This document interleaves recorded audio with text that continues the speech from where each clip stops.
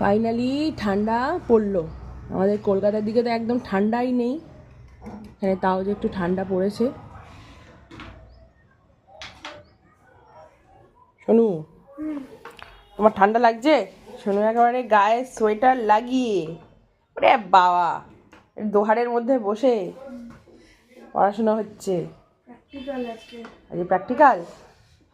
শোনুতে পরীক্ষা কবে থেকে শুরু? 13 তারিখ থেকে পড়াশোনা করছে। কি পারছো না?